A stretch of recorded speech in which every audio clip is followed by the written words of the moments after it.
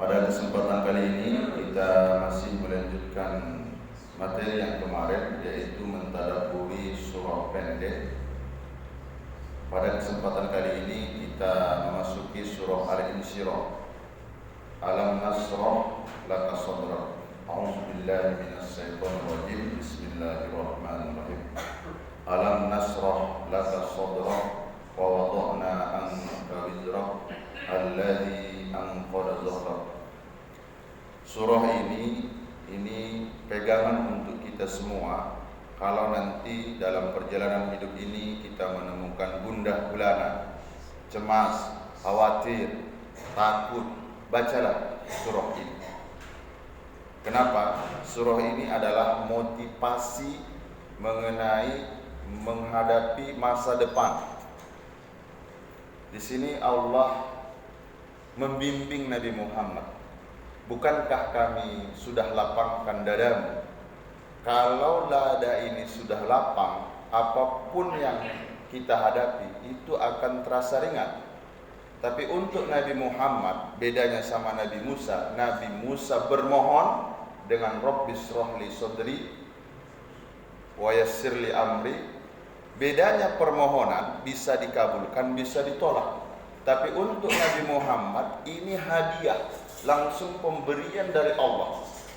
Bedanya, kalau hadiah itu otomatis pemberian dari Allah yang diberikan kepada kekasihnya, dan nilainya karena betul-betul dicintai.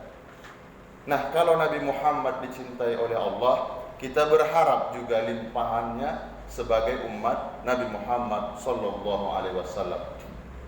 Wa wada'na anka wizrak. Di sini para alim ulama kita menerjemahkan, bukankah kami juga menanggalkan beban?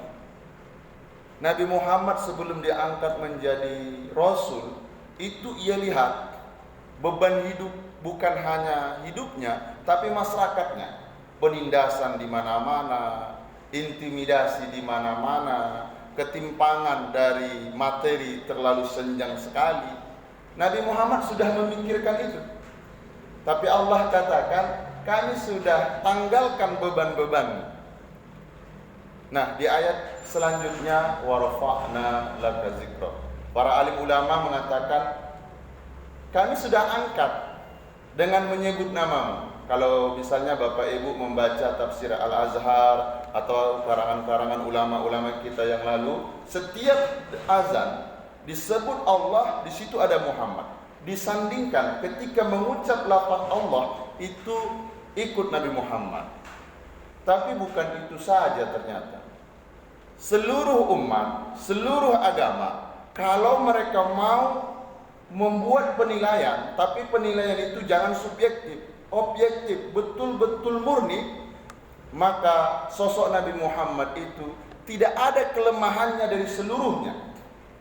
Dari fisiknya tampan dan rupawan, dari harta kekayaannya luar biasa, harta ghanimah yang ia miliki, bagaimana ia menata rumah tangganya, bagaimana ia memberikan hartanya untuk kemaslahatan umat. Jadi bukan hanya ini diakui oleh seluruh agama. Untuk sosok Muhammad itu kalau diadakan survei, tapi objektif, semuanya tidak menemukan titik kelemahan dari Muhammad. Apalagi Nabi Muhammad itu lebih mengedepankan akhlaknya. Nah, ini menjadi parameter juga untuk kita, warfa'na laka zikra. Jadi mudah-mudahan dengan membaca surah ini, harapan kita tentunya dapatlah kita berkah-berkah yang ada dalam surah Al-Insyirah ini. Endingnya nih, Bapak Ibu pegang ini.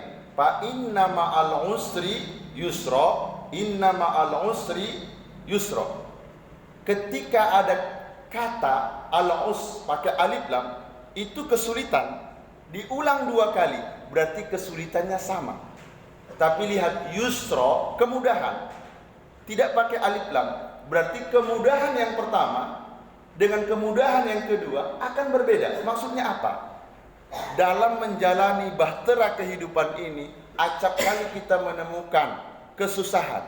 Tapi ingat, pasti ada setelah kemudahan di sana. Bukan setelahnya. Di sini menggunakan kata ma'a.